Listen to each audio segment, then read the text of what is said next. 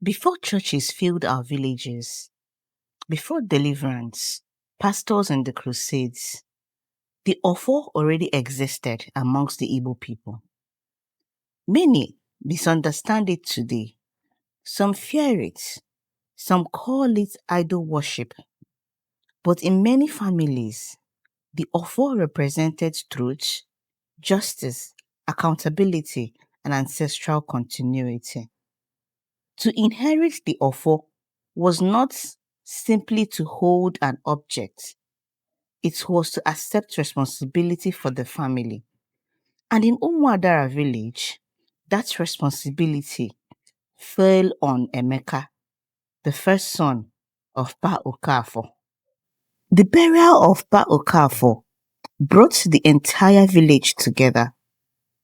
Pa Okafo was respected not because he was rich, but because he was known as a man whose words could not be bought. And at the center of that respect was his family's offer. And now that he is gone, the mantle to handle this offer had been passed to his first son, Emeka. Emeka, your father has joined the ancestors. The mantle now belongs to you. I cannot take it. What did you say? I said I cannot take the offer. You are the first son. And I am also a Christian. I no longer believe on these traditional practices. Emeka, Biko. Emeka, the Bible is enough for me. From today, this house belongs to Christ alone. At that moment, Emeka felt victorious. He believed he had liberated his family from darkness. But sometimes, a man can destroy something valuable simply because he misunderstood its purpose. Many months have passed. At first, Emeka's life continued normally. Emeka became even more devoted in church. He held morning devotions with his family and even in the village when he visited home. He removed ancestral symbols from the obi and he stopped the annual family gatherings that honor the ancestors. And slowly, things began to change for him. His financial problems worsened. Money disappeared unexpectedly. Trusted workers betrayed him. Business opportunities collapsed at the final stage. Sir, the client canceled the contract. Cancel again? They said they found another supplier. That makes 4 contracts this. Every door somehow closed even before opening. His home was not even spared because the problem also entered his home. Emeka, the hospital called. What happened? I lost the pregnancy. No, not again. Arguments became constant. Peace disappeared. Even his children began to have recurring nightmares. Daddy, who's the old man standing outside our house at night? What old man? The man with white cloth in his hand. Back to prayers, as he thought that it was the only way to get himself out of the problem he has entered. There are evil altars fighting your destiny. Amen. The enemy is attacking your breakthrough. But after these prayers, nothing changed. In fact, things became worse.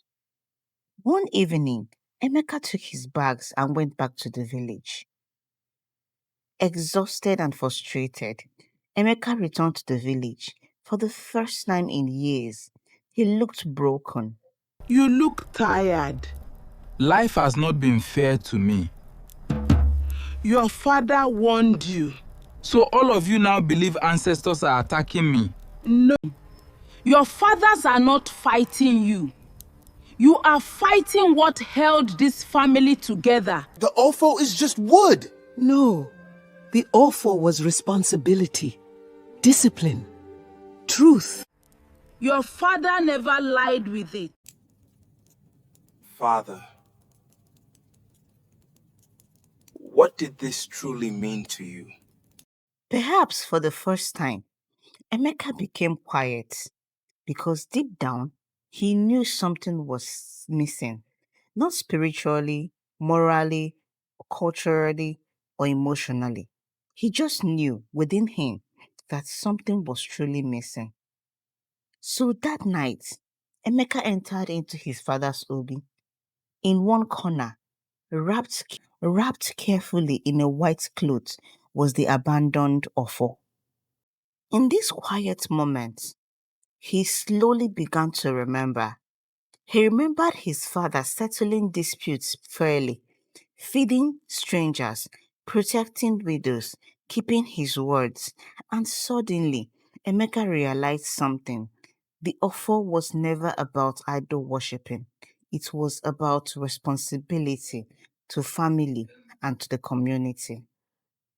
And in the next morning, when the villagers gathered in shock, Emeka walked into the village square carrying the offer with both hands. Emeka, do you now understand? I abandoned the values instead family.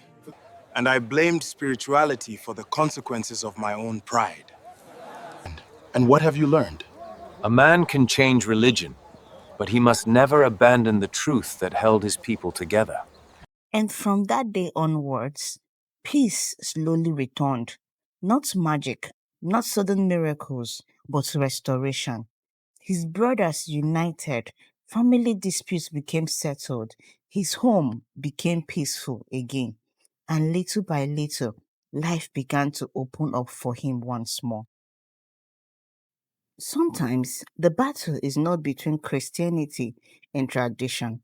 Sometimes the real battle is between ignorance and understanding. Because not everything inherited from our ancestors was evil. Some things were principles, some things were identity, and some things were the foundations that held our communities and our families together. So, what do you think?